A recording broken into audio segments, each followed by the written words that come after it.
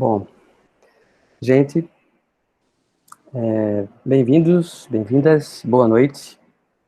Hoje é 11 de março de 2021 e esse é o nosso 10º encontro do curso Cinema Pernambucano do Silencioso a Bacurau. O curso acontece pelo incentivo da Lei Aldir Blanc Pernambuco, com a Secretaria de Cultura do Estado de Pernambuco e Governo Federal. E, mais uma vez, quero agradecer a vocês a presença e o interesse. Hoje a gente está chegando... Boa noite, Mônica. Hoje a gente está chegando nos anos 2000, no século 21. Muitos personagens, muitas figurinhas que a gente vai falar aqui, vocês já conhecem, e provavelmente já tenha visto os filmes deles, né? Mas o interessante que eu posso trazer, né, para contribuir nessa aula é como as coisas se procederam, como essa galera se encontrou, como essa galera resolveu fazer cinema e o que resultou o cinema dessa nova geração, digamos assim, que começou a colocar as mangas para fora ali no início dos anos 2000. Boa noite, Bicudo, tudo bom? Na aula anterior, eu terminei com esse slide aí.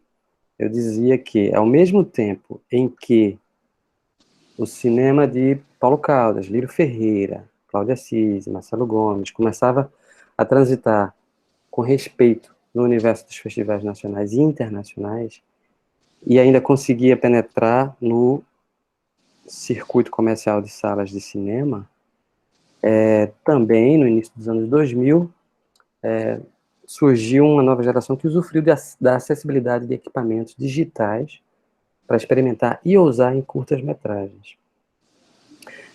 E aí eu concluí aqui. Em boa parte, pelo inovador oxigênio estético soprado por estes jovens, que o cinema pernambucano continuou gozando de prestígio pela sua originalidade. Ou seja, a gente tinha correndo paralelo, né? Paulo Caldas, Lírio, Cláudio Assis, Marcelo Gomes e outros, e ao mesmo tempo, correndo em paralelo, uma galerinha muito jovem, um pouco mais de 20 anos, começando a fazer as suas experimentações. Na verdade, antes dessa galera, né, a gente tem pelo menos dois personagens, um é o Camilo Cavalcante e o outro é o Cléber Mendonça, que eles já fazem das suas ali ainda nos anos 90, na segunda metade dos anos 90. Tanto o Camilo como o Kleber são duas figuras um pouco desconectadas, né, tanto da geração anterior como da geração posterior. Quer dizer, Kleber ele se aproxima muito desses que estão por vir, né, que vão formar a Trincheira Filmes e a Cine Filmes. Enfim, todo mundo trabalha muito próximo, muito junto, mas o Camilo é um que ele traça uma carreira, digamos, de maneira muito independente no sentido, todos são independentes, né, mas o Camilo, eu digo, articulado com ele próprio, né. É claro que o Camilo não faz o cinema dele sozinho, Recife não é uma cidade grande, e quando todos eles começaram, as cabeças e os braços, né, que poderiam produzir cinema no Recife, em Pernambuco, era em número muito pequeno. Nayane está falando aqui. Camilo ontem nos mostrou um curta dele, inédito, o primeiro que fez em 95. O Cálice. Ah, sim. Olha, eu não sabia.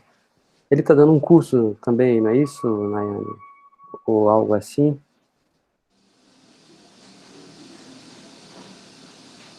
Olha aí.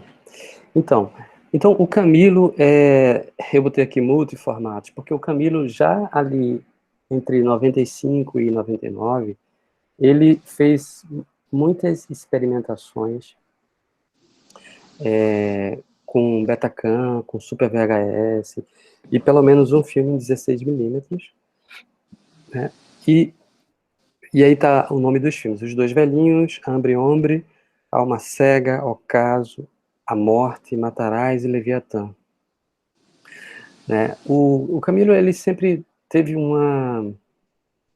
me parece, né, que o cinema dele sempre teve uma pretensão, enfim, existencial, com personagens muito à beira ou no limite de uma situação, né, e sempre olhando para a própria vida. Né? Os filmes do Camilo, eu acho que em cada um deles, né, e ele fez muitos, tá aqui do lado direito uma outra produção dele já mais, digamos, profissionalizada, uma outra outro volume, né, de curtas-metragens até ele chegar no primeiro longa-metragem dele. Mas se a gente colar em toda essa produção do Camilo, a gente vai perceber essa inquietação existencial e esse foco em personagens que estão em alguma situação limítrofe, né? A música também, né, é um elemento muito presente e importante na filmografia do Camilo. E aí, naturalmente, no início dos anos 2000, quando as leis de incentivo começam a se tornar mais possíveis, mais acessíveis, né? Inclusive, os concursos de roteiro aqui do Recife, de Severo Firmo Neto, eles começam a se popularizar, digamos assim. O Camilo vai conseguindo recursos como ele nunca tinha na segunda metade dos anos 90, para fazer um trabalho mais profissional. Né? Eu coloquei aqui, ó, do lado esquerdo, né, o registro, mais uma vez, do Genivaldo de Passe, pela Center Produções, que era o pai e a mãe de todo mundo que fazia audiovisual, pelo menos até os anos 90 e até os anos 2000 também. Né? Tanto o Camilo como o Kleber são figuras que ainda precisam usufruir, né, da generosidade do Genivaldo de Passe, como também usufruiu a geração anterior e ainda Spencer e alguns mais antigos, tá? Então, assim, aqui do lado direito, a gente vê que o Camilo faz seu primeiro, já em 2000, seu primeiro seu primeiro curta-metragem, na bitola, digamos, profissional, em 35mm, O Velho Mar e o Lago, e o filme tem uma repercussão muito positiva, né? Ele circula pelos festivais mais importantes do país. 3 anos depois ele lança A História da Eternidade, um plano sequência forjado, eu acho que tem um corte lá, ou mais de um, mas enfim, é um belo filme, que acaba servindo também como uma, uma, uma manifestação para algo que ele quer fazer com mais fôlego, que viria a ser o longa-metragem que ele deu o mesmo nome. Né? E aí ele faz Ave Maria ou Mãe dos Oprimidos no mesmo ano. Essa é uma produção mais modesta, né? Ele faz em DV, e é uma, digamos, uma coletânea, uma colagem de imagens, né? Algumas dramatizadas, outras não, em que ele propõe uma perspectiva sobre o Recife às 18 horas, na hora da Ave Maria, e aí a gente escuta a música religiosa, né, enquanto a gente vê uma série de imagens que não casam exatamente com o que a canção propõe de delicadeza e de generosidade. É uma provocação muito, muito forte que o Camilo faz. Aí a gente tem Rapsódia para um Homem Comum, o terceiro filme dele em 35mm, O Presidente dos Estados Unidos, outra provocação. Em 2009 ele faz Ave Maria ou Mãe dos Sertanejos, que aí é um filme em 35mm, é um projeto muito muito cuidadoso, né? Ele vai para o sertão e aí ele reproduz a Ave Maria cantada por Luiz Gonzaga e, e a ideia é apresentar o sertão às 18 horas no sertão, na hora da Ave Maria, e as imagens são deslumbrantes. A fotografia é um negócio de babá, assim, é um filme muito bonito. E aí o Camilo tem dessa vez em 35 mm, e aí o Camilo tem essa sensibilidade, né, de olhar para dentro, né, inclusive nos debates que ele fez agora por conta do ele com a Assunção, ele reforçou que ele tem esse interesse em olhar para dentro, virar as costas para o litoral, para o mar e olhar o homem de dentro do Brasil, né, no caso o sertanejo aqui.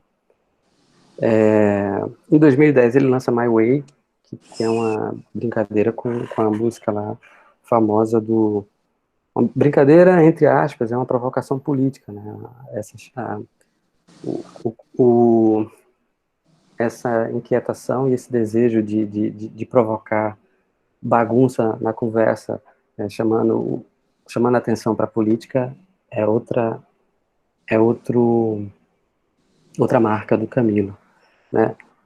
Assim, sem se articularem entre si, né? De um lado tem o Camilo fazendo os seus filmes, e a partir da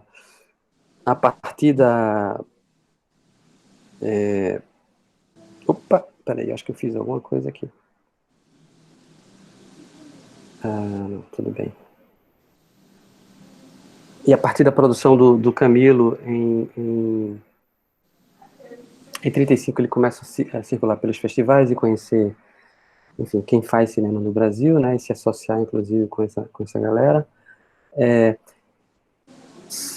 Correndo paralelo aqui no Recife tem o Kleber também, na segunda metade dos anos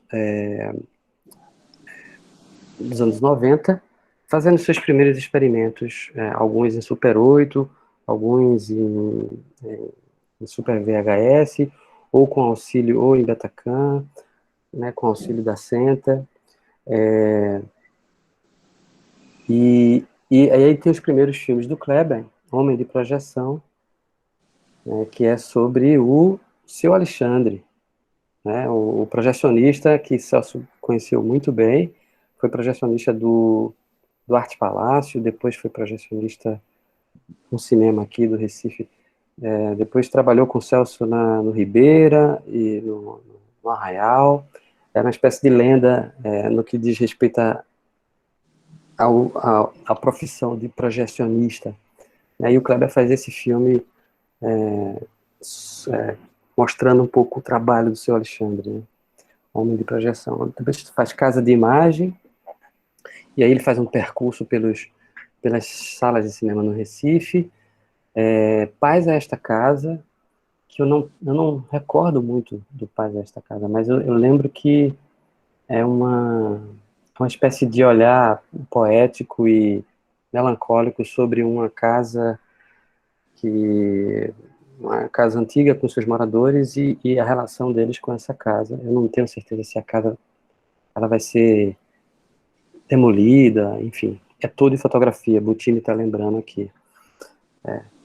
E aí, que coisa que ele viria fazer depois com vinil verde, né, Bottini? E aí, gente, em 97, o Kleber, ele já escrevendo no Jornal do Comércio, setorista de cinema, ele, reunido com os amigos, alguns poucos amigos, ele faz o Enjaulado, todo com equipamento eletrônico, né, Exatamente, Daniel. Esse é um tema, né, o Daniel está falando, um olhar crítico, né, sobre falta de preservação e memória.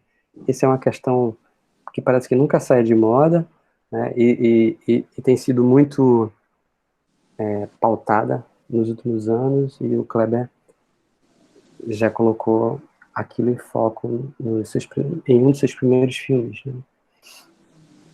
Mas o Enjaulado, gente, digamos assim, foi o grande, talvez o trabalho mais, o maior trabalho de Kleber, eu imagino, até aquele momento, né? Olha, o João está compartilhando o link do filme Paz a Esta Casa. Porque o Enjaulado, ele foi feito todo em vídeo, né? Era essa palavra que se usava. Mas o filme, o Kleber tinha a convicção de que o que ele estava fazendo era cinema, apesar do formato, apesar enfim, das limitações, digamos assim, da qualidade da imagem, comparativamente com a película, mas a dinâmica, o ritmo, era puro cinema, né? Kleber sempre foi um cinéfilo, ele tinha as referências dele muito fortes e ele queria simplesmente colocar para fora, exercitar essas referências que ele tinha fazendo cinema. E aí o Enjaulado, para quem não viu, para quem não sabe, é a história desse cara vivido por Charles, um colega de Kleber, que acho que chegou a morar junto com Kleber, e hoje ele aparece em Bacurau como como um dos norte-americanos aí que, que brincam de assassinar nordestinos. O Charles é esse paranoico que vive em Setúbal, o set é o apartamento de Kleber, né? E para quem vê, para quem vier a ver Enjaulado, vai perceber com muita facilidade, né, relações estéticas mesmo, né, que o Kleber emprega até hoje nos longas-metragens dele. Mas Enjaulado, em particular, ele tem uma característica muito interessante. Ele tem um ritmo que era talvez nem era tão comum para o que se fazia no cinema brasileiro naquele momento. Então, eu arrisco dizer que Engelado tem um produto feito em vídeo, né? Mas ele tem uma aproximação muito mais com o melhor que o cinema estrangeiro fazia, ou o norte-americano fazia, do ponto de vista de ritmo. Tem muitos planos para um curta-metragem, tem um corte muito ágil, as fusões de som também são excelentes. O Kleber foi extremamente cuidadoso com a trilha sonora do filme. Eu lembro que eu conheci o Kleber por essa época e ele mandou rodar, printar, né, sei lá, a expressão, mas vários CDs, né, da trilha sonora. E esses CDs encalharam, né? Mas ele tinha muitas caixas desse CD em casa, salvo engano, salvo a minha memória não esteja me traindo. Mas ainda assim, os CDs do. Olha aí, Butini tem, um pequeno tesouro. O CD circulou bem. E eu lembro que, trabalhando no Jornal do Comércio, uma certa vez, o José Teles veio me mostrar, a mim não, a turma do Caderno de Cultura, uma revista japonesa de música que tinha chegado a ele, né? E uma das sessões que comentava em espaços curtos assim, os lançamentos de CDs ou CDs interessantes no mundo, tinha a trilha sonora do Enjaulado. Isso era uma revista japonesa no final dos anos 90. Quer dizer, Kleber sempre foi muito bom em fazer circular o seu trabalho, né? E nessa trilha tinha um monte de gente talentosa que fazia música naquele momento, né? Mas não necessariamente aquela galera do Mangue Beat, mas também do Mangue Beat, né? E o resultado é um produto, o Enjaulado, o resultado é um produto tão bem acabado, um filme tão bem resolvido e envolvente, né, que ele fez um sucesso anormal, digamos assim, para um produto feito naquele formato. Eu lembro que ele passou, a Camila está aí, né? Eu lembro que ele passou no Cine Ceará, né? E acho que a Camila na época ainda estudava jornalismo, talvez. Mas o filme passou no Cine Ceará e ele foi muito elogiado, recebeu prêmios, e eu lembro que ele recebeu uma matéria de página inteira na capa do caderno, no caderno de um jornal, eu não lembro qual que foi o jornal, né? Mas enfim, e assim Kleber deixou a assinatura dele. Só que em 97 ele já escrevia para o Jornal do Comércio, era repórter e era o crítico. Em 98 ele foi convidado pela Silvana Meirelles para cuidar do cinema da Fundação Joaquim Nabuco. Eu estava lá também como estagiário, né? E aí por 5 anos, né, o Kleber não produziu nada. Ele só viria fazer o próximo filme dele junto com o Daniel Bandeira, A Menina do Algodão. E aí, eu vou voltar a falar do Menino do Algodão, mas só para encerrar Kleber aqui, preciso dizer, sim, preciso dizer que, bom, o sucesso de Menina do Algodão, o sucesso guardando as proporções do filme, né, e daquele contexto, mas o sucesso foi muito estimulante, tanto para Kleber quanto para Daniel, né, e aí, no caso de Kleber, ele seguiu sozinho, fez Vinil Verde, que aí chegou a Cannes, né, e aí acho que na quinzena de realizadores, e aí foi um grande salto, né? E uma coisa puxa a outra. Ele não queria parar mais de fazer cinema, de fazer filmes, né? Cinema ele já fazia de outra forma. E aí veio Eletrodoméstico no ano seguinte, Noite de Sexta, Manhã de Sábado, Luz Industrial Mágica, que é uma experiência que eu acho muito relacionada com o primeiro longa-metragem dele, o Crítico, e o Recife Frio, que é o grande, eu acho que talvez o melhor elaborado curta-metragem do Kleber, o mais, enfim, eu gosto muito do filme. Se bem que é bastante difícil, né, eleger o melhor filme de Kleber. O Engelado, para mim, também é um grande filme, né, e entre Vinho Verde, Eletrodoméstica, enfim. Antes de eu passar para o próximo, eu quero passar um trechinho aqui do Enjaulado, tá? Antes de passar para o próximo slide. Danilo está lembrando que tem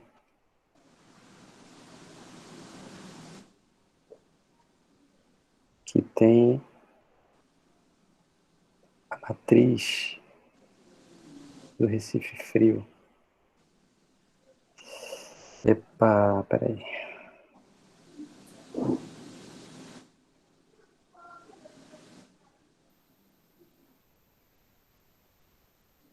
Vamos lá, só um trecho aqui. Aqui o Charles, hoje matador de nordestinos em Bacurau.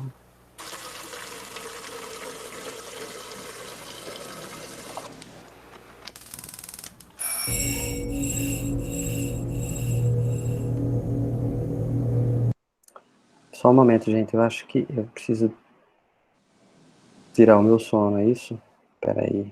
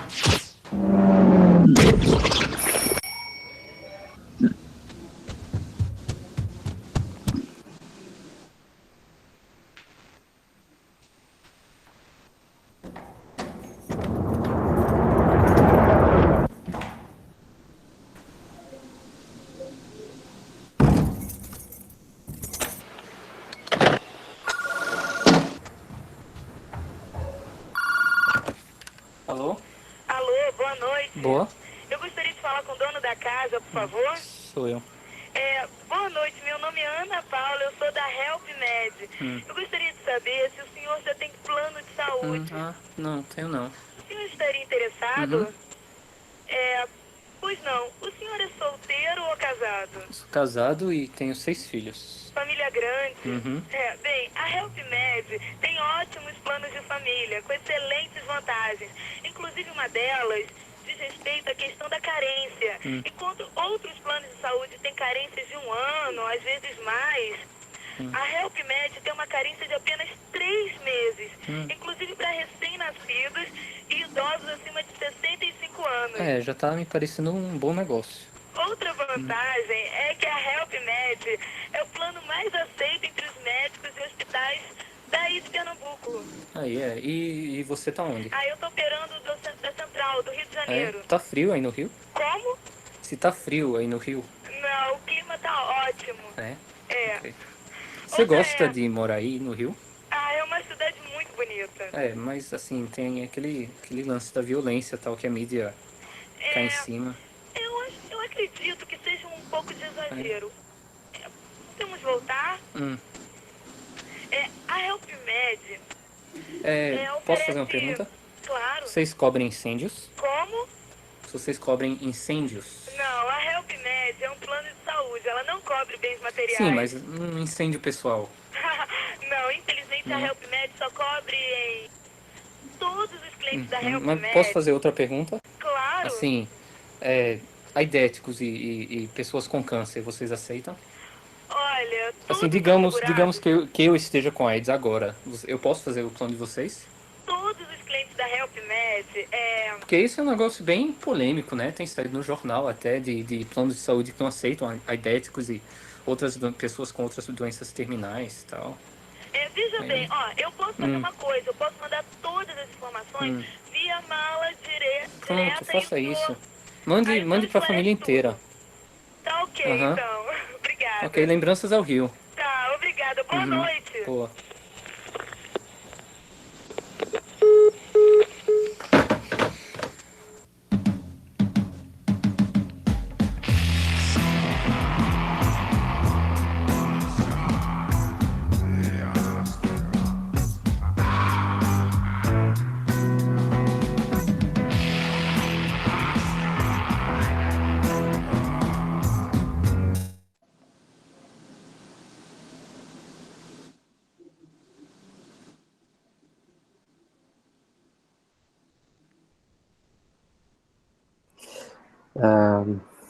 Então, gente, dá para ver que o filme... Olha aí, a Ana Paula se sentindo inspirada, né, contra o pessoal do telemarketing. Pois é, dá para ver que o filme, na sequência prévia aí do bate-papo com o telemarketing lá do HelpMed, a quantidade de planos, né, e para colocar a ideia e a paranoia lá do personagem de Charles, né,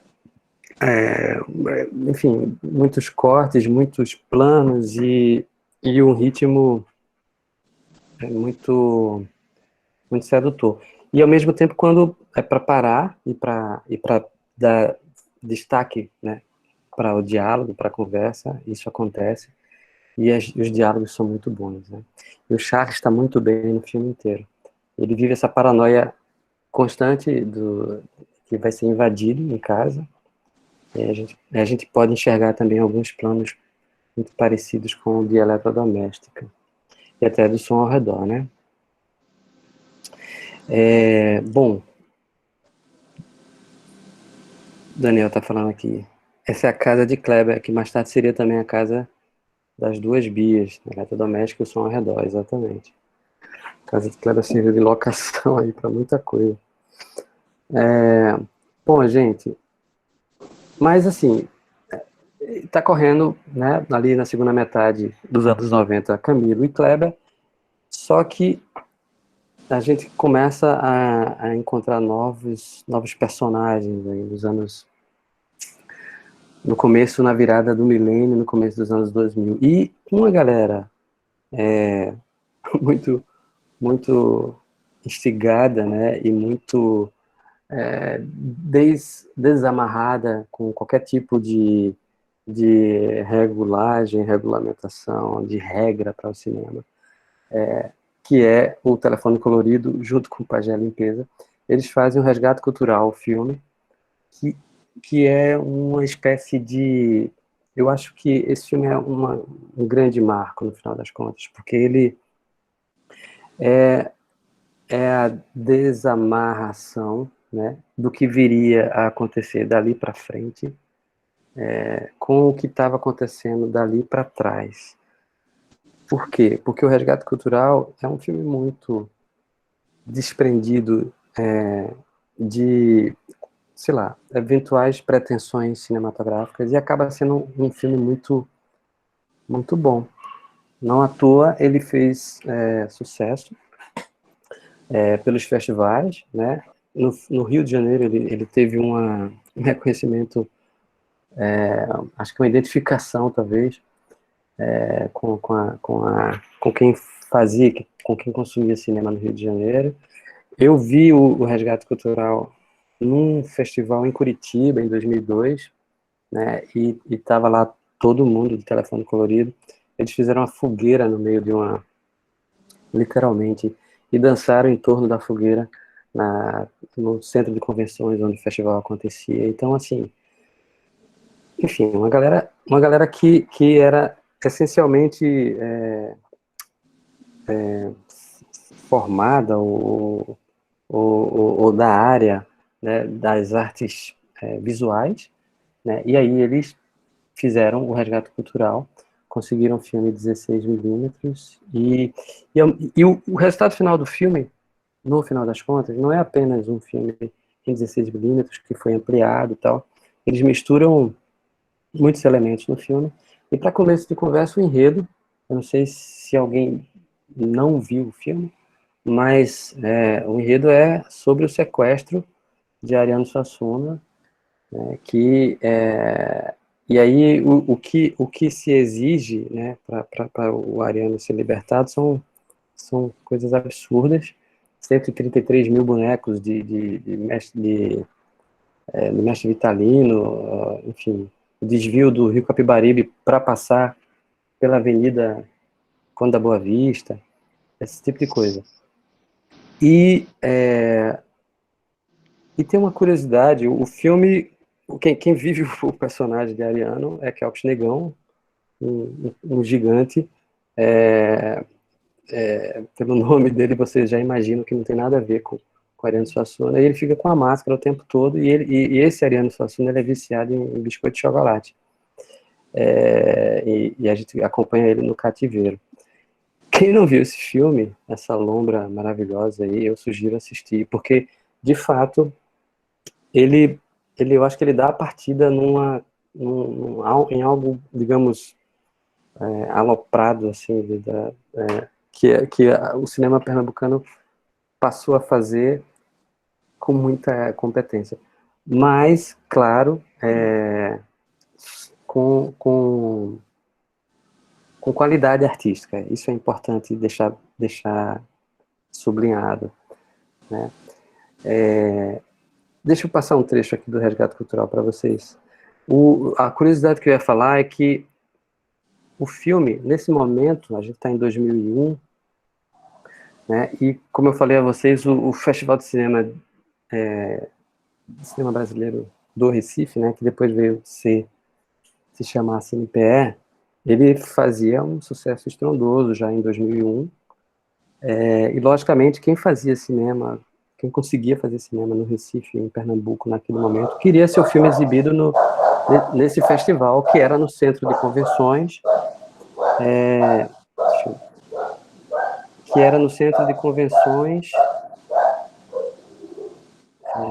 eu ver aqui, deixa o microfone, certo.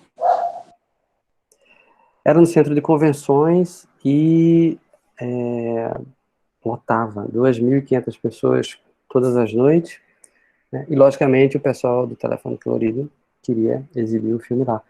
Mas não era um filme, digamos, diplomático, né? Porque fazia uma graça grande aí com Ariano Suassuna, e o filme não foi aceito pelo festival. Antes do filme ficar pronto, o Telefone Colorido e o Pajé Limpeza, eles conseguiram incluir uma sequência em que eles tiram sarro com Alfredo Bertini, dizendo que, em cima da resposta oficial que o Bertini deu, né, o Bertini anunciou que o filme não tinha sido escolhido porque, muito provavelmente, ele não teria tempo de ficar pronto para ser exibido no festival. E aí o pessoal do filme colocou isso no filme, né? Mas enfim, eu vou passar um trecho para vocês, porque eu acho que esse filme é bem importante para esse momento do cinema pernambucano.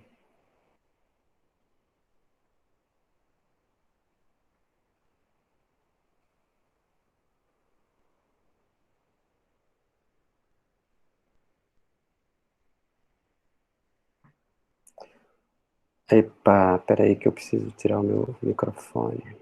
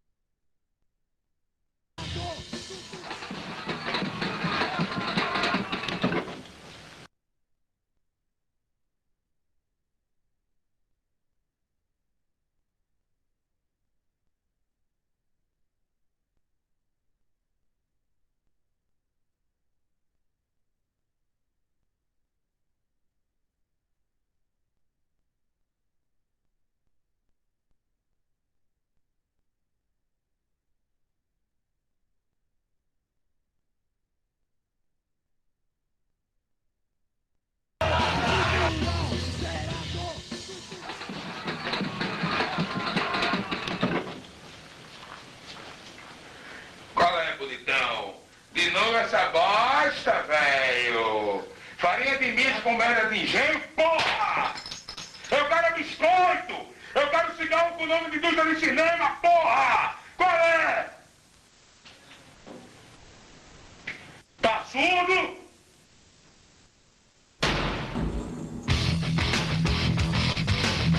Segura essa arma aí, cara! 300 curvas de corda assinadas por Eudero Rocha, do Mestre Bronzo. Mudança do eixo terráqueo para que aqui na Terra seja sempre meio-dia. O meio-dia é cultural. Empilhamento do centro de convenções. Em cima do Hospital da Restauração para que ele sirva de base para o terceiro andar. Eu acho que esse cara sabe muito mais do que ele tá falando, a gente, Otávio. A gente vai ter que dar uma prensa nele, cavalo melado. Ele não nos contou quem matou Chico Sainz. Vamos detonar esse porra. Se fudeu. De uma bola de cristal gigante de 9.000 megatons. 50 mil versos no Pajaú. A discografia completa do Pajé Limpeza das Rosas. Em 24 horas. Senão o Ariano morre.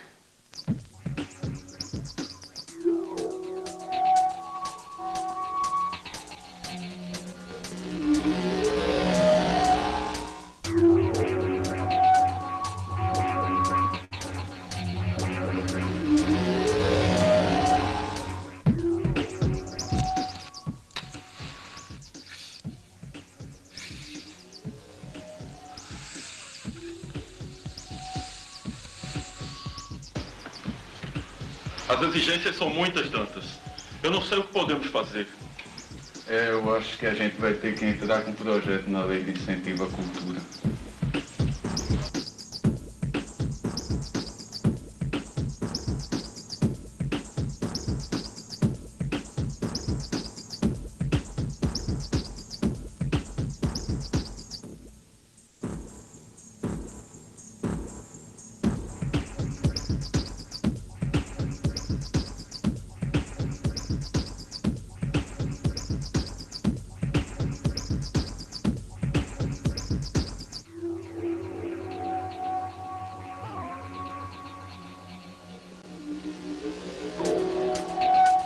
Eu sei, Gamarra, você tem uma crise de identidade medonha.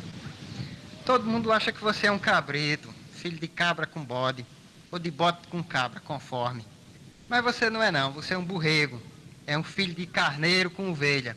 E para quem não sabe, é do queijo, do leite da ovelha que se faz os melhores queijos. Quem não sabe, fique sabendo. Se faz o Roquefort, se faz o Gorgonzola, se faz aí uma infinidade de queijos, os melhores do mundo, feitos com leite de ovelha. Leite da sua mãe, da sua filha. Não é leite de cabra não, nem é leite de vaca. Certo? Mas nem sei porque eu estou dizendo isso. Acho que é para aliviar um peso que eu sinto. Porque de vez em quando eu sinto um negócio assim atrás de mim. Um movimento, uma coisa pesada, uma coisa meio armorial. Que às vezes se materializa de forma negra, de forma cereal. E eu me lembro da minha infância, quando eu era pequeno, lá em Itaperuá, muitos anos. Me lembro de Mongos, o gorila sereia. O camarada pagava 10 tons, entrava, era uma alegria medonha, parecia que estava no céu. O danado é que esse negócio que eu sinto assim, é um negócio que teima em se levantar. Teima em se levantar, de vez em quando consegue se levantar, se ergue assim, mesmo que seja indefinido. O bom de tudo é que acaba voltando para o lugar de onde ele saiu. Tudo acaba se encaixando no final, tudo acaba voltando a ser como era antes. Ariano, seu biscoitinho aí, tome.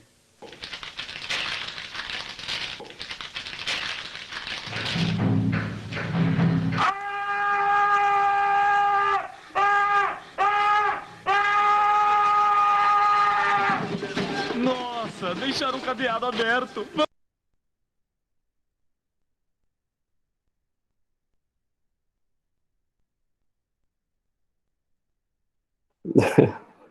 Deu para sentir aí, né, gente? Quem nunca viu o filme, acho que vai ficar com vontade de ver agora.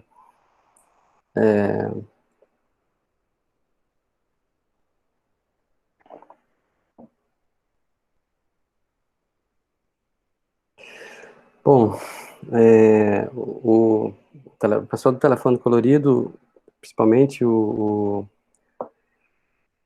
Jura Capella, né? Ele, sei lá, como negativa aí do CNPE, do festival, pela exibição do filme, eles criaram um festival de cinema paralelo que acontecia simultâneo com o CNPE, que era o Sapo Cururu, né, que por alguns anos fez a felicidade de muita gente aí, com uma programação interessantíssima, né, ocupando salas de cinema como o São Luís e também o Cine AIP. Né? As sessões começavam imediatamente ao final da última sessão do CNPE, então todo mundo que estava no CNPE ia para o Sapo Cururu em seguida. Foram momentos bem interessantes, assim, promovidos pelo Sapo Cururu. Bom, gente, dessa galera, o Jura Capella é o cara que seguiu fazendo cinema, né? Ele passou a residir no Rio de Janeiro, já fez alguns longas-metragens, e lá ele se tornou um realizador que tem um interesse, uma afinidade muito grande pelo que, enfim, com aquilo que era feito pelo cinema marginal. Na verdade, mais próximo do que daquilo que o Júlio Bressani fazia, e ainda faz, né, muito bem. Enfim. Mas seguimos aqui. Bom, no ano 2000, também, né, surge esse grupo chamado La Corja, formado pelo Martim Simões, Léo Falcão, Leonardo Setti e Brenda da Mata.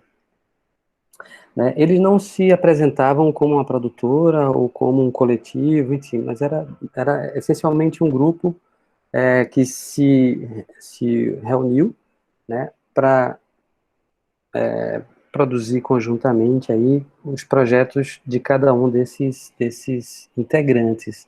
Né? O primeiro trabalho que veio a público foi o do Léo Falcão, O Lugar Comum. O Léo Falcão já era um publicitário, trabalhando há mais de, sei lá, 4 ou 5 anos, né, na área, né, e no caso de de do Lugar Comum, esse primeiro filme do grupo Lacorja, né, assinado por Léo Falcão, ele chegava no Recife com uma, digamos, uma notícia, uma informação que era muito publicitária, né?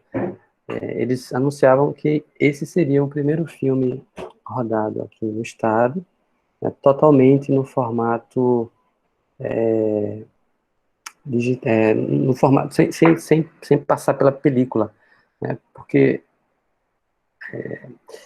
e aí, gente, isso aí aí a gente precisa abrir umas aspas aqui, né? Um parênteses, eu quero dizer, né? Porque tem um contexto que vai sendo construído nos anos 90, né, que é o surgimento de câmeras digital. Ainda na primeira metade dos anos 90, surgiu um conglomerado, né, de empresas poderosas, Sony, JVC, Panasonic, e eles criaram o digital vídeo, era né, chamado DV. Né, e aí eles formaram um consórcio e começaram a produzir equipamentos de captação de imagem em vídeo com uma qualidade razoável. E aí desse conglomerado empresarial surgiu dois novos formatos. O mini DV e o standard DV. Né? E com isso eram fitas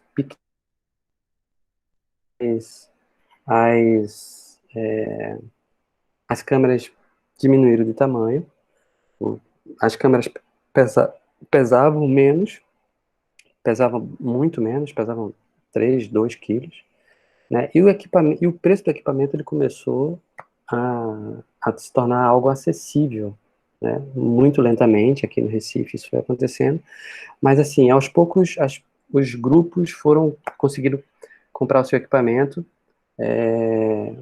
e aí concretizar os seus projetos cinematográficos, já que esse equipamento possibilitava a captação de imagem com uma qualidade bem mais interessante, uma resolução bem mais interessante do que a gente tinha até o momento, né, do Betacam, enfim. E aí, o que acontecia é que as pessoas captavam as imagens em DV e depois poderiam editar esse material em casa por um software de edição, né? E depois, com o filme pronto, fazer os ajustes de cor, de som, e aí, com o resultado final, fazer a transferência do resultado para o formato 35mm, para película, que era o formato que os festivais de cinema aceitavam ainda, né? E aí, nesse contexto, começam a surgir um volume muito grande de produções, digamos, quase caseiras, né, por meio dessa facilidade do digital. E todas essas possibilidades que esse novo equipamento oferecia, acabou também possibilitando que digamos, uma novidade estética, né, uma proposição estética nova surgisse no universo de curtas-metragens que estavam acontecendo naquele momento, né? Mas sempre com pretensões de cinema, né? E aí, no caso, o Lacorja, quando surge, que não durou muito não, esse nome, esse grupo, né? Mas, enfim, a Brenda seguiu, né, no cinema, Léo Sete também, Léo Falcão, Martim Simões, ele não foi muito adiante, né? Mas ele chegava como o primeiro filme, se anunciando como o primeiro filme, e de fato foi o primeiro filme todo feito a partir de um equipamento digital, né? E aí tem uma coisa interessante que eu, como jornalista, acompanhei tudo isso e cobri e escrevi, reportei tudo isso pelo jornal, né? E na época, entrevistando esse pessoal, eles faziam questão de dizer que eles não estavam chegando ali no ano 2000 para fazer um cinema que era opositor ao que se chamava de área do movie. E a área do movie daqui, área do movie, eu não estou me referindo ao filme do Lírio Ferreira, mas a uma ideia de cinema que foi, digamos, fermentada aí pela imprensa de São Paulo. Eu não sei se eu já comentei isso em aula passada, né, mas essa expressão acabou surgindo numa entrevista com a Amin Stepple, à época do Baile Perfumado, dada para o estado de São Paulo, e isso acabou virando um selo que nem era muito bem quisto pelos realizadores daqui, um selo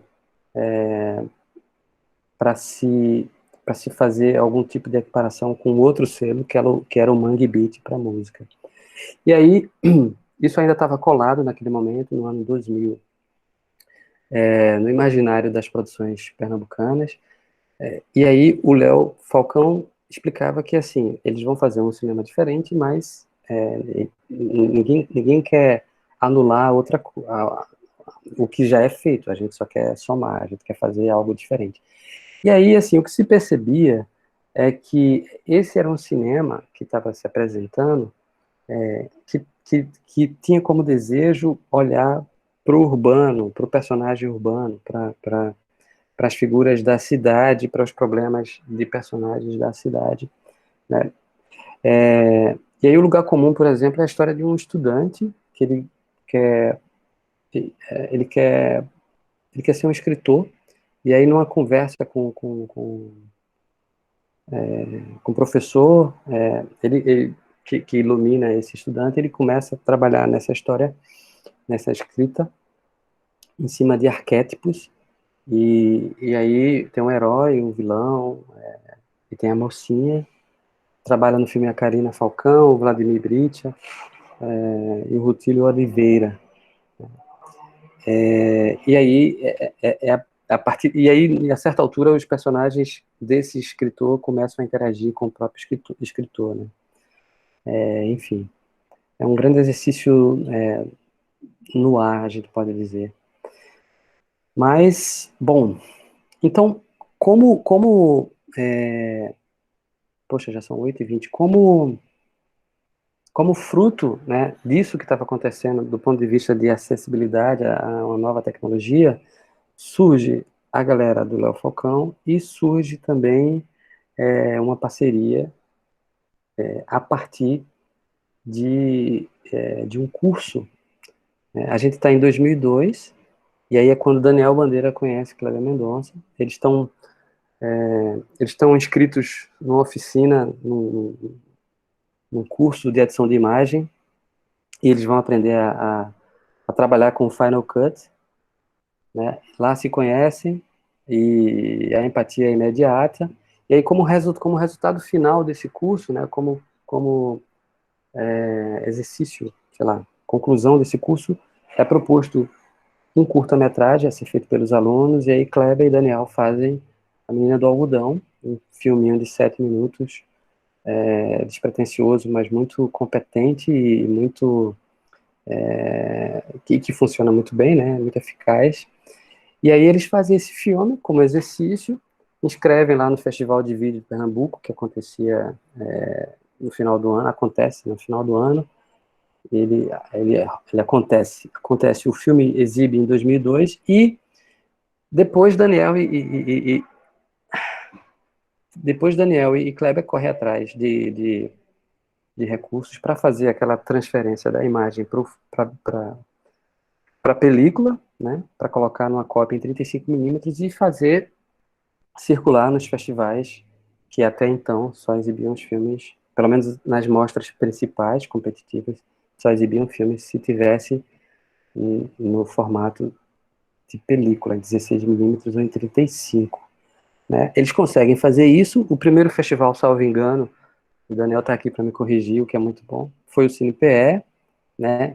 Foi uma grande alegria exibir esse filme. O Kleber, depois de 5 anos, ele volta a sentir essa excitação, né, de passar um filme para uma plateia gigante. e Daniel começa a carreira a partir daí também, né? Eu coloquei aqui, ó, o pequeno suspense da dupla estimulou a carreira dos dois realizadores, ambos hoje com diversos curtas-metragens premiados, e partindo depois para seus primeiros longas-metragens, Daniel com Amigo de Risco e Kleber com Crítico, né, que é o primeiro longa de Kleber, um documentário. Antes da gente ir para Amigo de Risco, Daniel, eu falar um pouco da Símil, né, porque antes desse encontro entre Kleber e Daniel, quando os dois vão aprender a manusear ali, a trabalhar no Final Cut, Daniel já se articulava com Juliano Dornelles, com Gabriel Mascaro, com Pedroso, também com outras pessoas da Universidade Federal, criando a Símil, né, a produtora, em 2001, não é isso, Daniel? E essa aproximação, ela se dá, eu acredito, primeiro por um cineclube, né, o Barra Vento, e aí também participam o Arthur Grupilho e o Diogo Almeida. As coisas vão evoluindo e eles criam a Cine Filmes, começam a realizar seus curtas-metragens e a produção é bastante intensa, bastante prolífera. Eu listei aqui alguns curtas-metragens, né, da Símil, dividido aqui pelos integrantes, pelos seus fundadores. O Gabriel depois viria a sair, a se desligar, né, da Símil e criar sua própria produtora com Rachel, sua companheira, que é a Desvia Filmes, né? Mas lá no início, os quatro trabalhando de forma conjunta, né, produziram muita coisa, e muita coisa extremamente boa. De Daniel Bandeira, por exemplo, eu recomendo fortemente aqui Biodiversidade, Contratempo, A Terceira Sombra, Tchau e Benção, um filme incrível que Daniel fez. E Sob a Pele, que ele dirigiu junto com Pedro Sotero, que é o fotógrafo dessa geração, né? Do Pedroso, Balsa, eu gosto muito, Aeroporto um pouco, mas aí daí para frente, Corpo Presente, Câmera Escura, Em Trânsito, são filmes que eu, não apenas eu, mas assim, quem começou a acompanhar a carreira de Pedroso a partir desses filmes sempre ficou de olhos bastante abertos, né, para o que os filmes dele estimulavam como reflexão, não apenas de experimentos estéticos também, mas também de provocação política e do lugar da imagem, sabe, na vida das pessoas, enfim. O Pedroso faz um cinema muito sofisticado, né? Do Juliano Dornelles, Biodiversidade e Mens Sana in Corpore Sano. Se nenhum de vocês ainda não viu esse filme, eu sugiro que procure assistir. É um filme muito esquisito, como muitos filmes esquisitos pernambucanos nasceram nessa década, nessa primeira década do século. Mens Sana veio ao mundo, quer dizer, estreou só em 2011, né? Acho que na Mostra de Tiradentes. E Gabriel Mascaro, recomendo fortemente As Aventuras do Paulo Bruschi, A Onda Atrás do Vento Leva, em 2012, exibido no Festival de Brasília. Essa edição do Festival de Brasília de 2012 é uma edição histórica, do ponto de vista da participação e da importância do cinema brasileiro, do cinema pernambucano, presente no festival. Eu acho que eu devo falar um pouco mais sobre isso no próximo encontro. Mas enquanto esses caras vão fazendo essa produção e ganhando reconhecimento pelo trabalho deles, né, e produzindo muita coisa o tempo todo, circula em paralelo esse projeto chamado Amigos de Risco, que começou muito tempo atrás, antes deles vir a público, né, e começou como uma... Daniel está tirando a onda aqui. Começou como um incentivo para fazer um curta-metragem, né? Não é isso, Daniel? O Amigos de Risco. E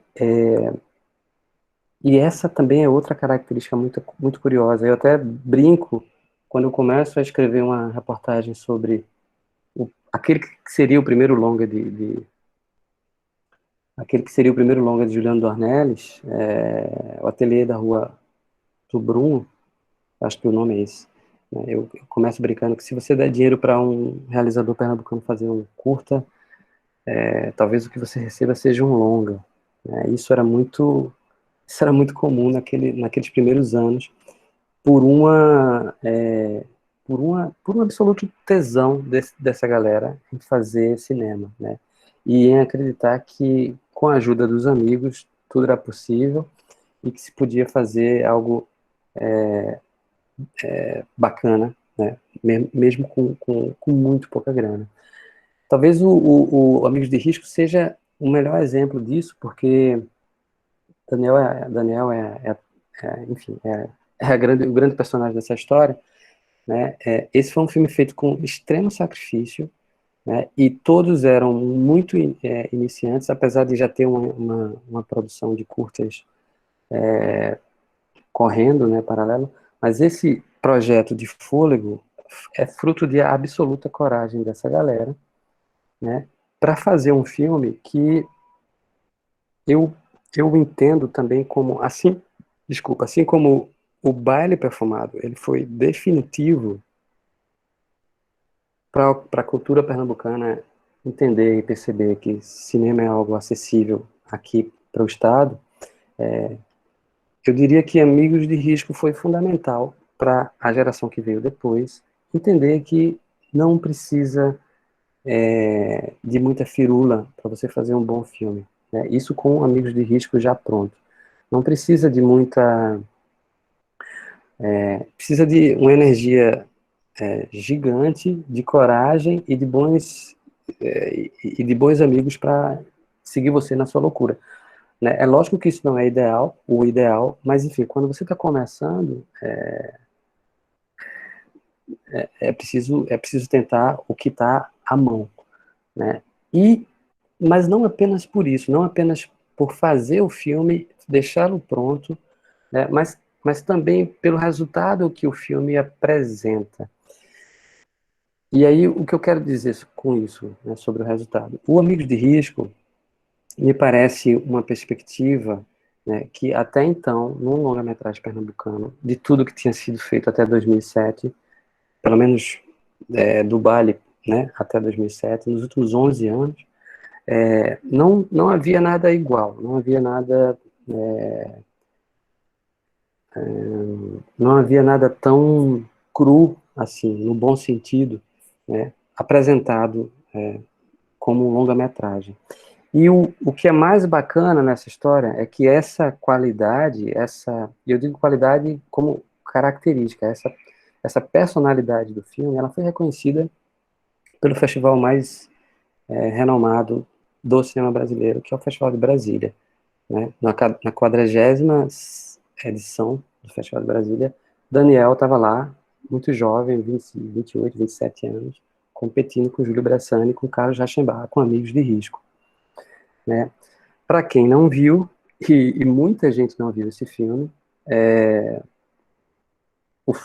a história conta do retorno de um personagem que havia deixado Recife, né? E ele retorna e convida 2 amigos para uma noitada e para falar de negócios, né? E ao longo dessa noite, passando pelo lado B do Recife, o lado punk rock do Recife, esses 2 amigos eles vão perceber que o protagonista, o principal cara, né, o cara que veio do Rio de Janeiro, voltou para o Recife, que é o Irandir Santos, no primeiro papel de maior destaque dele no cinema, no longa-metragem. Acho que anteriormente ele tinha feito um cara que cava uma fossa em Baixio das Bestas, eu acho. Eles vão perceber que esse cara não é exatamente um amigo. E aí muita coisa acontece nessa noite pelo lado B trash do Recife. Bom, o Amigos de Risco tem uma história muito curiosa, né, Daniel? Porque antigamente se fazia, o filme precisou ser trabalhado, precisou sofrer um transfer para 35mm para exibir em Brasília. E aí, com a cópia 0, foram anotadas as correções de cores e tal. Foi encomendada a cópia 1, né, com tudo certinho para exibir corretamente no Festival de Brasília. Mas aí houve um desastre aí, a cópia houve um desvio da cópia, a transportadora, a companhia aérea extraviou o filme e essa cópia ficou perdida para sempre. Não é isso, Daniel? E aí, de última hora, foi enviada a cópia 0, sem a correção de cor, para exibir no Festival de Brasília, e Amigos de Risco, com tanta expectativa, ele acabou sendo exibido na cópia com a qualidade da imagem, das cores, enfim, duvidosa.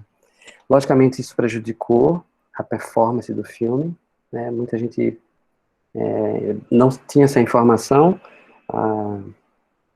quando o filme estava sendo exibido, no momento que o filme estava sendo exibido, e muitas pessoas entenderam os problemas da luz, como um problema como um problema dos técnicos, né? Pois é, Camila, é um grande filme. E aí, gente, acabou que o Amigos de Risco nunca foi lançado comercialmente. Houve uma exibição, eu lembro ainda, Daniel, só para te abrir o microfone aqui para você e a gente passar uns trechos, eu lembro que ainda houve a exibição numa sala de cinema aqui do Recife, no Rosa e Silva, eu acho. Foi quando eu fiz uma surpresa para o Daniel, né? O Carlão tinha visto Amigos de Risco, e aí, quando eu soube que haveria uma sessão do Amigos de Risco no Recife, uma sessão especial, com debate, com o Daniel e tudo mais, né, para o dia da exibição do filme, eu tinha previamente pedido ao Carlão para fazer uma crítica, um texto sobre Amigos de Risco, e aí, na data que o filme foi exibido, essa crítica foi publicada na Folha de Pernambuco, no jornal que eu trabalhava. Isso foi muito bacana, e eu sei que o Daniel gostou bastante. E aí acabou.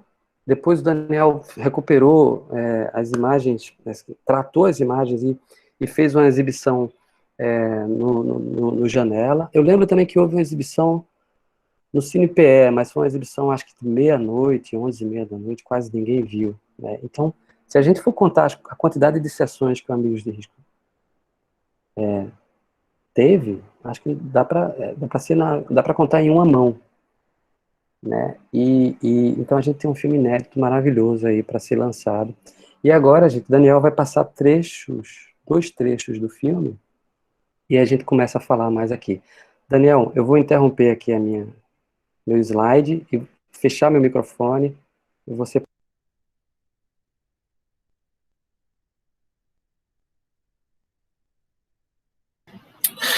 Oi, Luiz, acho que você fechou o microfone um pouco cedo demais, mas tudo bem, eu acho que eu estou entrando na hora certa, vamos lá.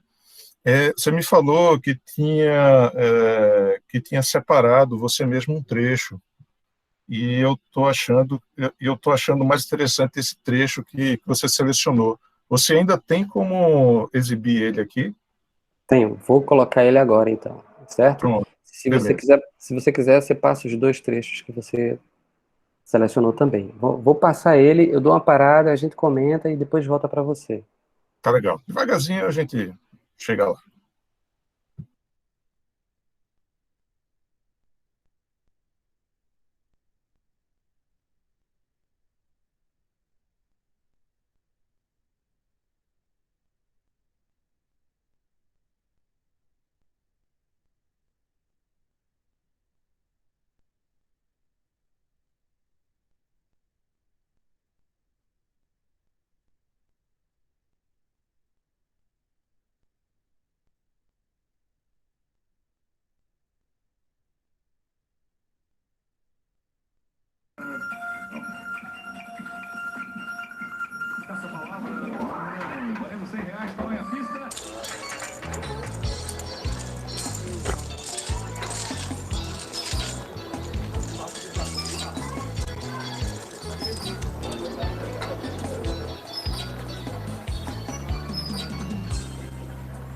Foi tanto tempo pra pensar, revivendo todas as coisas do passado. Assim não tenho forças pra falar do sentimento e toda a história que te amo.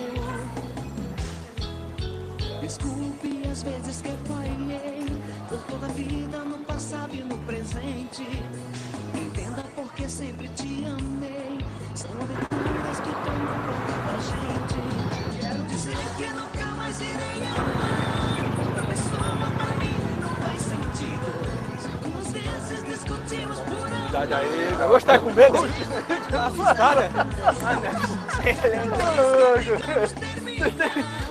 Tem que comer no fermento, é, pô? É? Nada, meu irmão, tô mais magro, tô mais magro. Seu mango usado, dona Madalena. E aí, cadê a galera aí? Eu liguei pra todo mundo. Massa, e aí? Botaram na praça e tal? Certo, se eu aparecesse, iam chamar a polícia, tá ligado? E aí, tá pensando pra onde, hein? É, sei lá, pô. Vocês aí que diz aí, quer ir pra onde? Hã? Ah, meu irmão, não sai muito não, velho. Tu? Mas peraí, pô. Pra cima de mim, rapaz. Trabalhando, né, porra? Tu acha o quê, velho? Tem que fazer força aí na vida, né, meu irmão? De fé, agora vê se foi eu. O Rio, pagar de gatão, esquema e tudo mais. Tem nada disso não, velho. É nada. O lance lá era sério. Acima de mim, pô. É sério mesmo? Acima de mim, meu. É sério, cara. Olha, saca essas coisinhas bestas de 99? Sim. Essa porra da dinheiro nada, mano. Olha, tudo que é coisa besta faz dinheiro nesse mundo. Pode ver. É verdade, é verdade. Eu até trouxe presente pra vocês. Meu irmão, muito agradecido, mas já em casa tá cheio de bagulho. Quero não, velho, quero nada. Tá dando pra comprar bibelô agora? Hoje eu não vou ter que tomar na casa de minha mãe.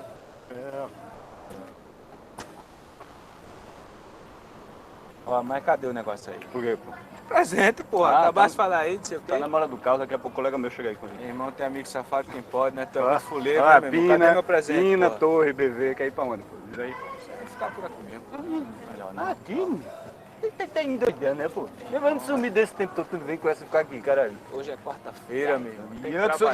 E eu que sou fuleiro, né? Eu tenho que levar minha tia amanhã no posto, Acabei de chegar, me respeita, porra. Hã? Hein? Tô ligado, mas eu tenho que ir, porra. Isso aí falando sério mesmo, tem que trabalhar amanhã, porra. Eu te deixo em casa então. Beleza?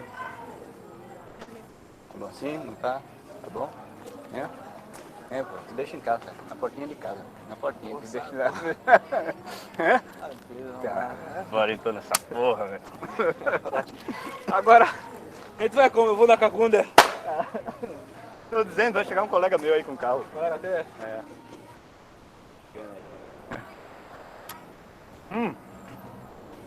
E o Cid, pô, cadê? O Cid tá guardado.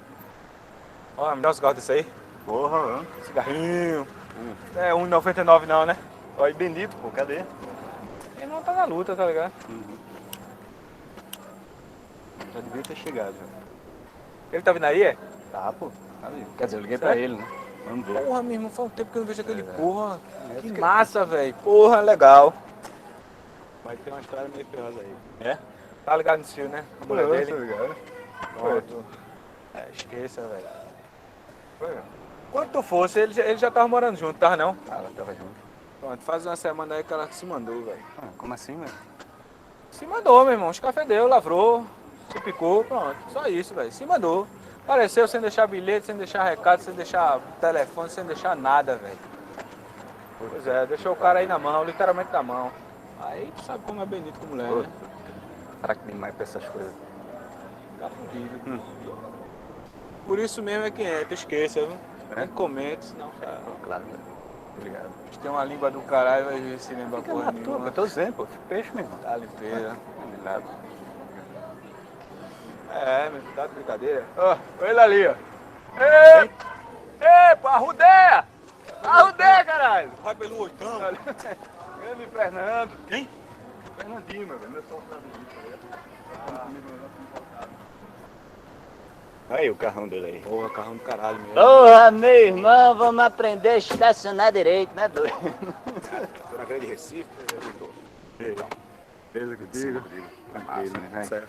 Grande Nelson. E aí, esse? E aí? Amigo meu, irmão das antigas aqui. Parceiro. Grande Fernandinho aí, meu sócio lá do Rio. Tá tocando comigo aqui antes das importadas. Massa. Gente boa aqui também. Todo mundo é gente boa. Puta que pariu! Esse aqui não, hein? Esse aqui é fuleiragem total, tem que ter cuidado com esse aqui. Ah, pô. Drama, rapaz, eu não tô aqui. Puta que você me mandando pro Rio, voltando 2 anos depois pra conseguir sair de casa à noite, né, pô? Hã? Ah, que isso, pô. Que sil, pô, cadê? Não veio não? Ah, tô meio gripado, por vir não. Que merda.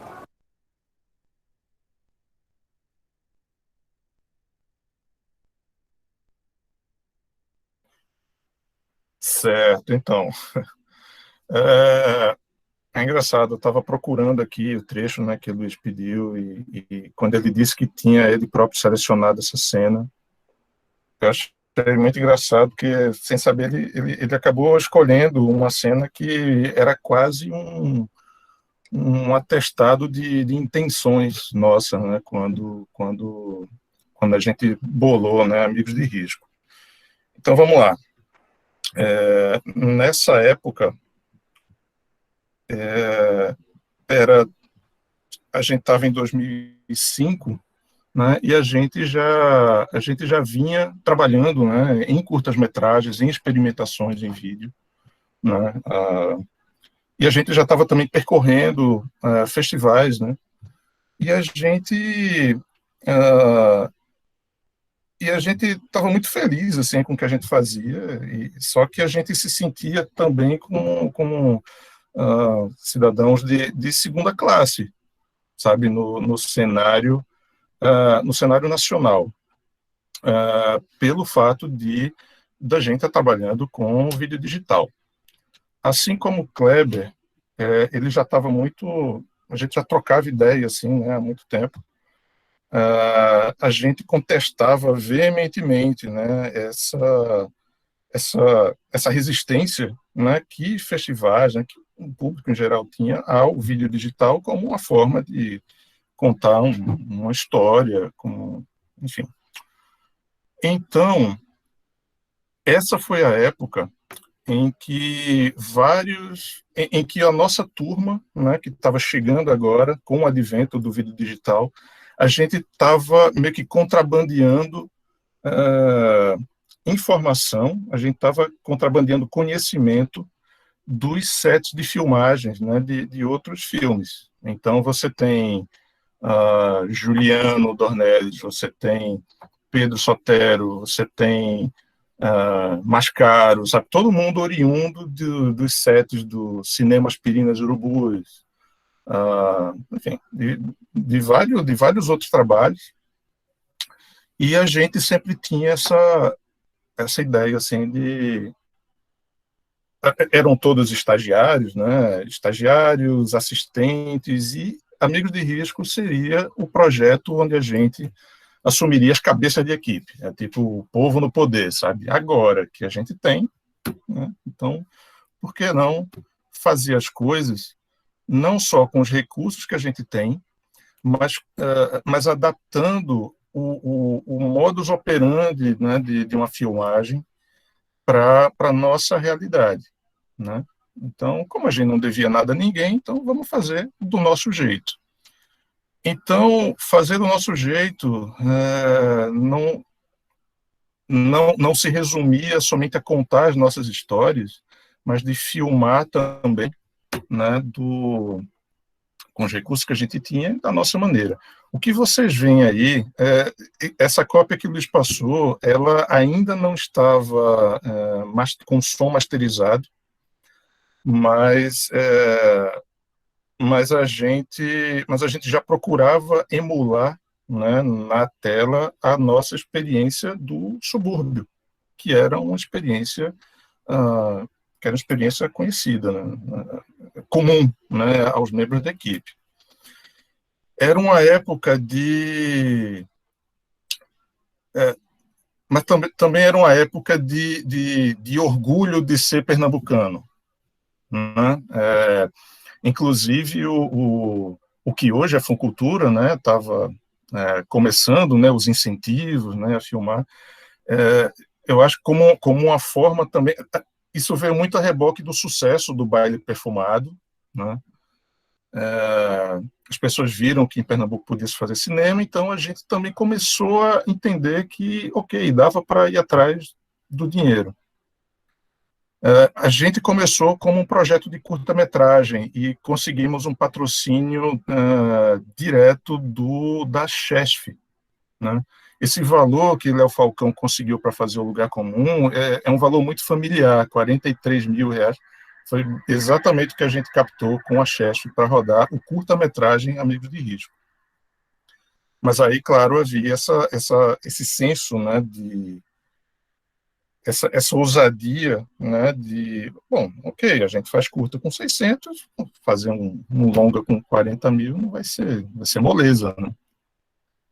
Então, há um pouco de heroísmo, assim, desse heroísmo que o Luiz contou para vocês, mas é um heroísmo meio sujo, né? Na verdade, a gente, queria sair da sombra, sabe? Sair da sombra da geração anterior, que a gente respeitava muito, gostava muito. Sair da sombra das produções do Sudeste também, sabe? Que eram tratadas como cidadãs de primeira classe, que pegavam os melhores horários nos festivais, né? E, principalmente, para escapar da primazia do 35mm, né? Enfim, que definia o destino de um filme.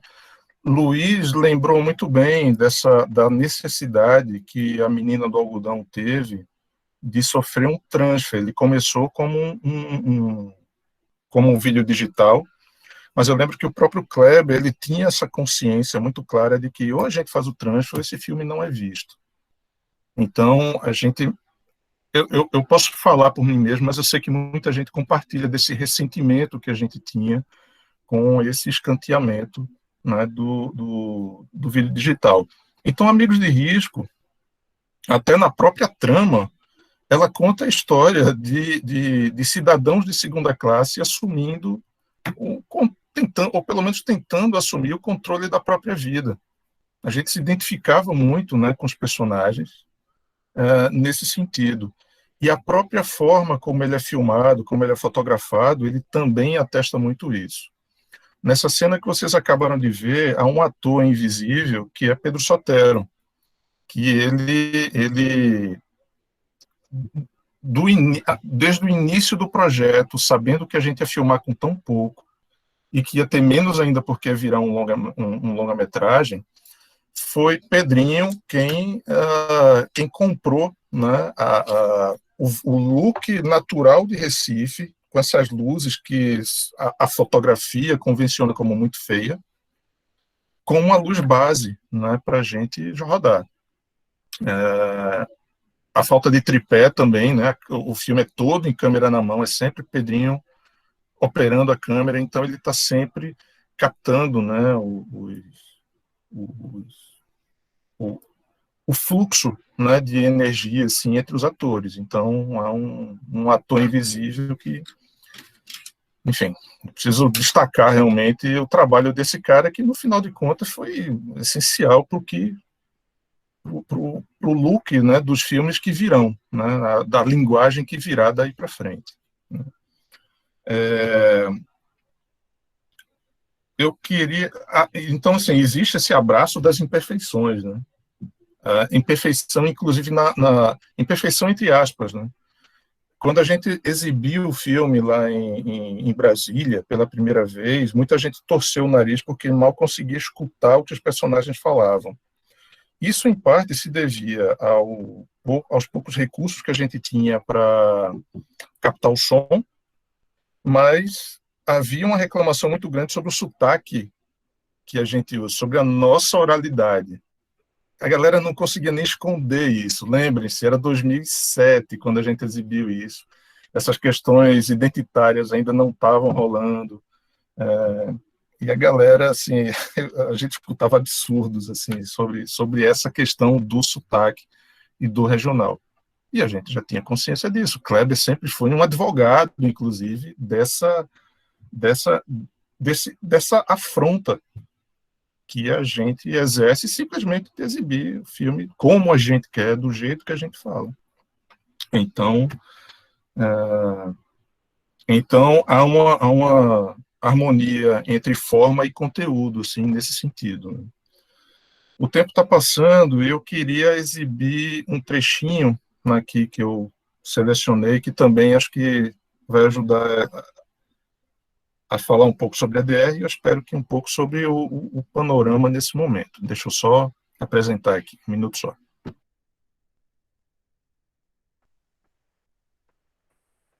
Enquanto isso, eu compartilho aqui no chat a reportagem, né, sobre a feitura de Inimigo de Risco, em 95, entrevistando todo mundo, inclusive o Pedrinho aí, o fotógrafo, Pedro Sotero. Hoje, Super Pedro Sotero.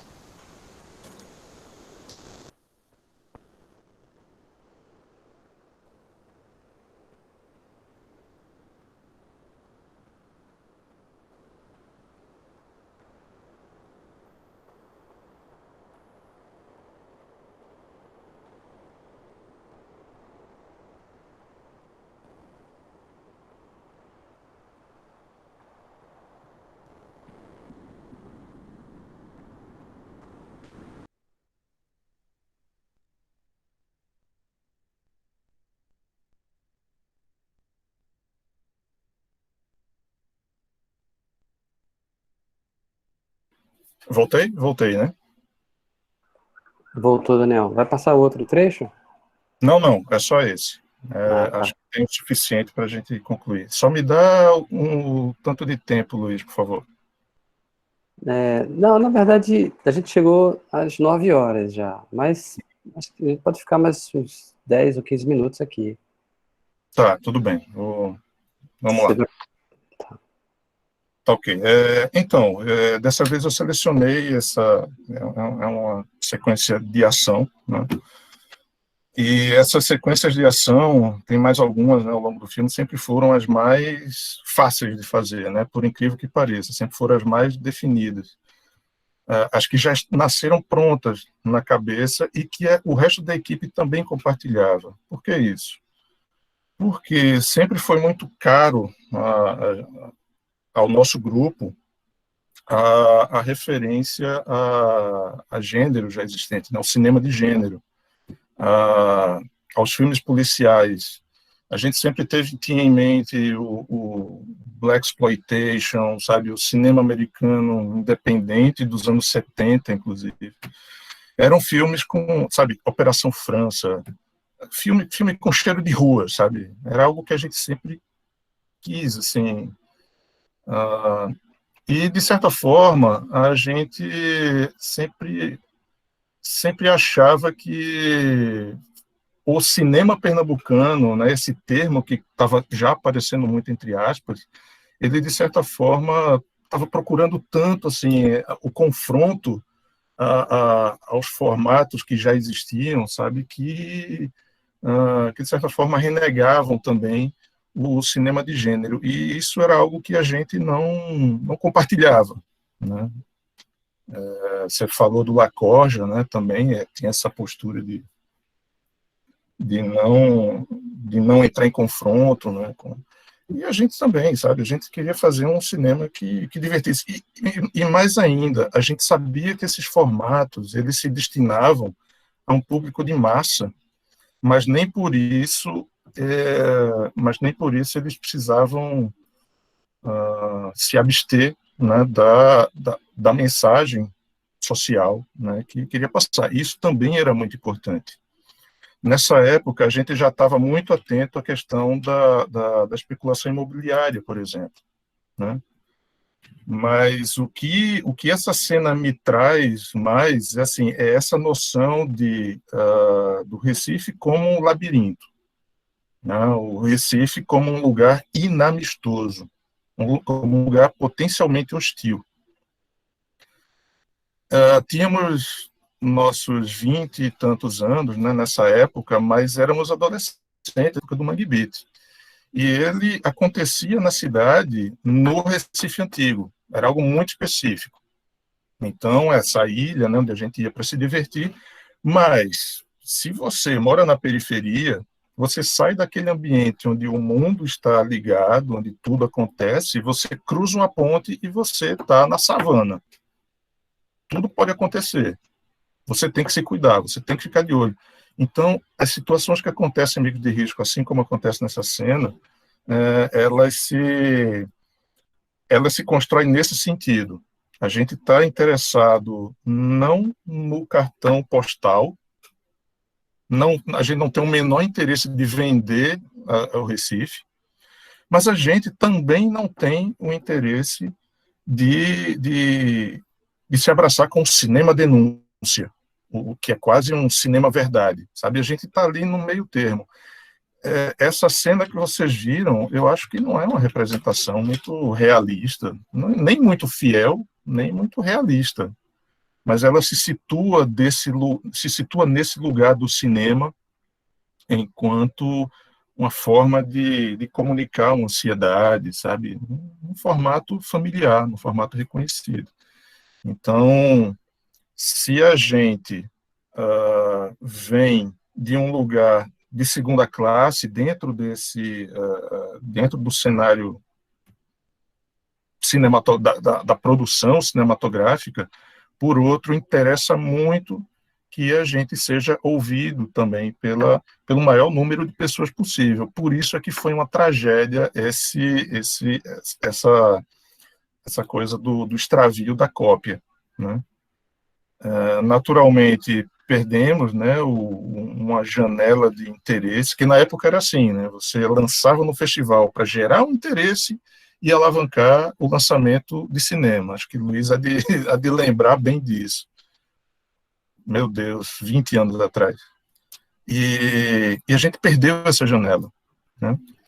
E havia também um atestado de que, olha aqui, dá para fazer desse jeito. O laboratório que fez a finalização do filme, os estúdios Mega, lá, o pessoal ficava louco, porque não sabia muito bem como tratar as imagens, e os problemas que vinham, que ninguém, sabe? Então, a gente queria dizer isso também, sabe? Que vocês não estão preparados ainda para o cinema que virá. A gente sabia disso, a gente tinha certeza disso. E a gente queria muito discutir todos os percalços, né, dessa filme digital, passa para 24, fotografa frame, sabe? Queria usar isso como estudo de caso. Mas aí essa situação, ela se resolveu e o mundo mudou e a gente já estava no DCP. Tem muito mais para falar, mas infelizmente acho que está chegando a hora, Luiz.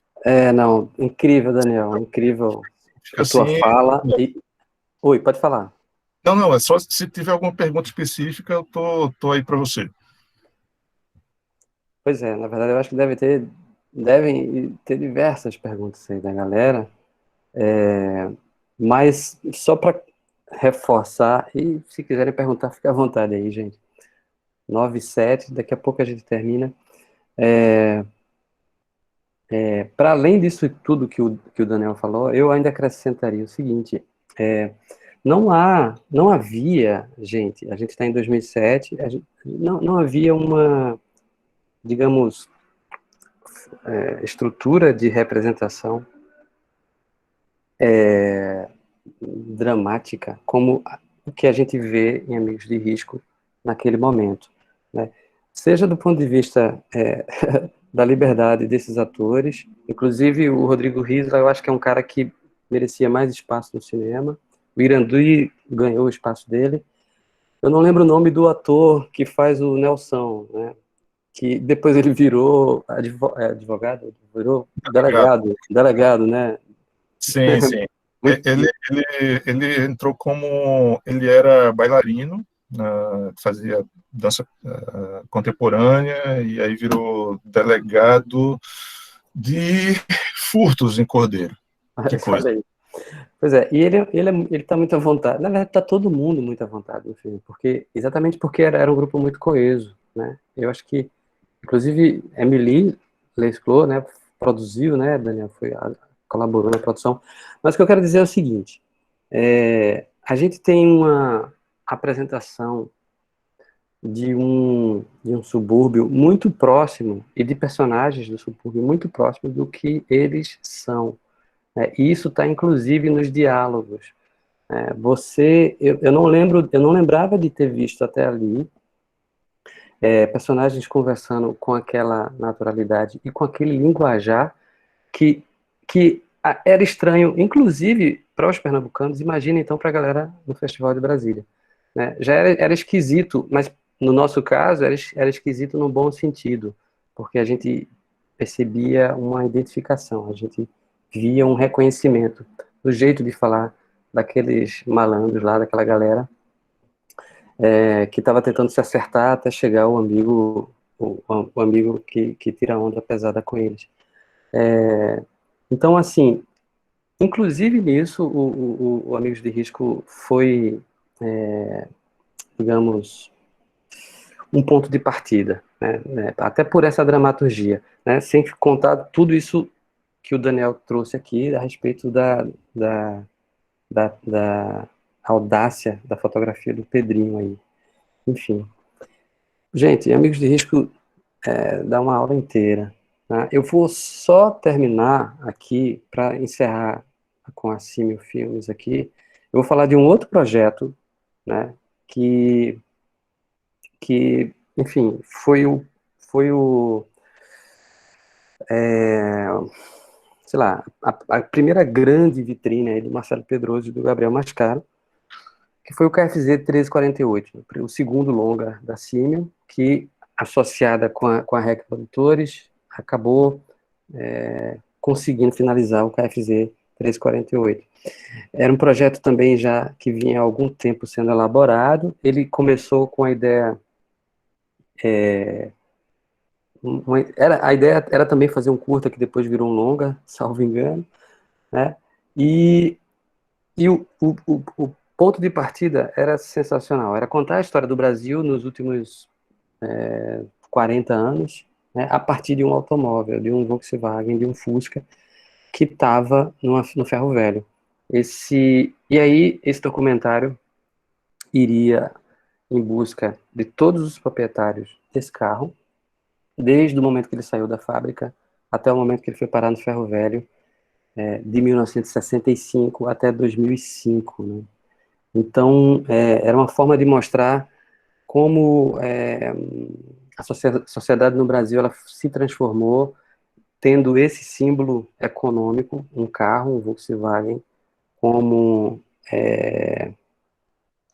ponto de referência. E aí, enfim, Mascaro, Pedroso, e enfim, todo mundo fizeram uma pesquisa incrível, foram para São Paulo, inclusive, né, e porque, enfim, o carro circulou por muitos lugares, inclusive eles queriam fazer o trajeto de São Paulo para o Recife, do Fusca, né, e o filme resultou em algo muito delicado, né, e já bastante, digamos assim, apresentador dessa maneira como Mascaro e Pedroso enxergam a apresentação de um documentário, né, tendo digamos, dispositivo, né, que dê a ignição, para usar uma palavra automobilística aí, que dê a ignição e que faça o filme andar a partir desse dispositivo, como eles fariam muito bem o Pedroso com o Pacific depois e Mascaro com Lugar ao Sol um ano depois. Então vocês percebam, em 2007 a Símio lança, quer dizer, exibe em Brasília Amigos de Risco. Em 2008 a gente tem KFZ 1348, que passa na Mostra Internacional de Cinema de São Paulo. Em 2009 a gente tem Um Lugar ao Sol e Pacific. Pacific é um filme que chama a atenção de Jean-Claude Bernardet, né, e Jean-Claude Bernardet passa a conversar trocar correspondência com Pedroso para discutir esse documentário incrível que é o Pacific, que aí eu acho que muitos de vocês já viram, né? Juliano, ele só viria fazer... Daniel está escrevendo aqui, eu vou ler daqui a pouco. Juliano Dornelles viria a ter o nome dele vinculado, né, como diretor, né, no longa-metragem só em 2019, coassinado com Kleber, mas em 2015 Juliano já havia rodado o Ateliê da Rua do Brum, né, que esse filme ainda não está montado. Enfim, essa é uma outra história também. O Daniel falou aqui, uma nota: os realizadores dessa nova geração se nutriram da programação do sistema da Fundação, sobretudo no final dos anos 90 e início dos 2000. Massa, Daniel. Obrigado pela parte que me toca. E Rony está falando aqui. E Daniel, a link por onde conseguimos assistir Amigos de Risco.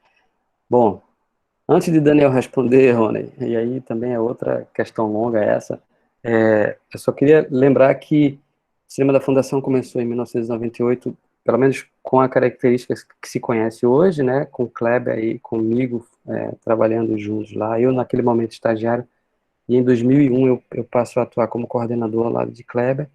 E eu lembro agora, Daniel, que em 2001 a gente produziu um curso, uma oficina, e o Kleber era o ministrante dessa oficina, que se chamava Olhar, eu acho. E que ela foi muito importante, a meu ver, porque ela reuniu pela primeira vez, né, muita gente da sua geração, Olhar Crítico, muita gente da sua geração de realizadores, né, e aí virou uma espécie de ponto de encontro e de reconhecimento de interesses e de estímulo a produzir mais e mais filmes, né.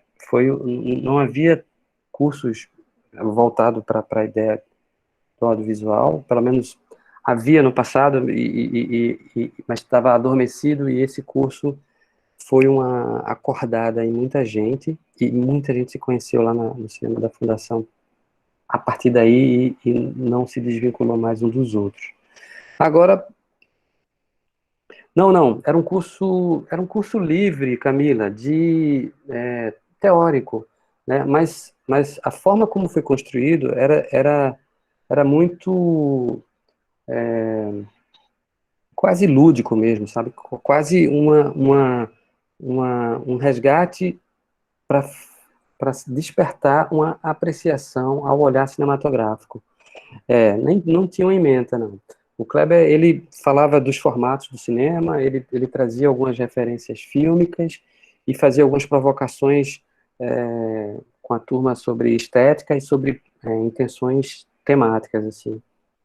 Acho que durou só uma semana, era à noite, e foi muito legal. Isso foi massa de produzir e foi massa de realizar. E foi muito bacana. Exatamente, era mais um compartilhamento de olhares sobre filmes, né? Mas era exatamente isso que se precisava naquele momento. Quer dizer, aquilo já era feito de forma independente entre os grupos no Recife, né? E aquilo apenas se tornou se tornou um ponto central, onde todo mundo convergiu para ali, né? Em 2001, o cinema da Fundação já era meio que um pequeno fenômeno. Ele começou a ganhar corpo exatamente no final de 2000, início de 2001, né? E o espaço era meio que talvez um ambiente mais querido por quem curtisse cinema no Recife naquele momento, né? Para encerrar, Daniel, agora a galera está querendo assistir Amigos de Risco. Eu imagino que o Daniel tenha pretensões comerciais para o filme, então não sei se vai ser tão simples ter acesso a ele agora. Então, há um projeto de distribuição, né, de Amigos de Risco que a gente ganhou, né, mas aí houve realmente uma delonga muito grande na liberação desses recursos. Por questões pessoais, assim, eu imagino que vocês entendam, eu também, sabe, prefiro ficar um pouco mais longe. Foi um negócio que consumiu muito tempo da minha vida, mas o que eu sei é que os recursos, se não chegaram, estão muito perto de chegar, estão na mão, né, das minhas produtoras assim, de confiança, Kika, Latache, Lívia de Mello, e aí juntos a gente vai bolar uma estratégia de divulgação. É um filme que tem um espaço muito, sabe, a gente não vai, o multiplex não é o lugar dele, né? As formas de distribuição mudaram muito desde que o filme foi concebido, e aí a gente vai entender ainda qual é o caminho que ele vai fazer, mas está muito mais perto do que longe. Massa, Daniel. Gente, 9h19, vamos encerrar. Eu ia continuar, mas eu sigo no próximo encontro, falando agora da trincheira, né? Mas aí eu retomo daqui, no próximo encontro, e aí a gente também fala originalmente do que está apontado para o próximo encontro, que são conversar sobre nomes igualmente importantes nesse período, nessa primeira década desse milênio, né? Para o cinema pernambucano, são nomes incontornáveis, que eu chamo, e que vocês vão reconhecer quando a gente falar na próxima quinta-feira. Ok?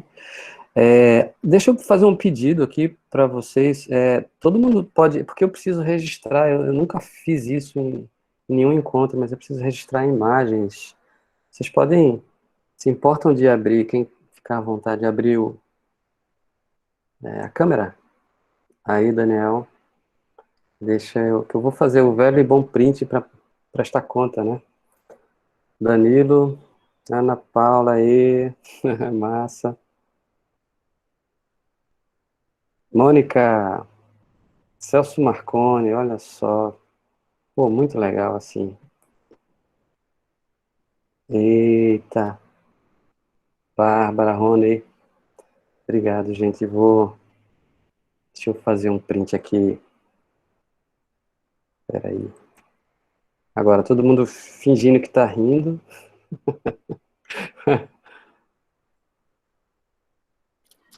Obrigado, gente. Obrigado, é isso. quinta-feira a gente se encontra. Daniel, muito obrigado, cara. Que riqueza isso aqui, viu? Um abraço, um beijo de todo mundo. Tchau, tchau.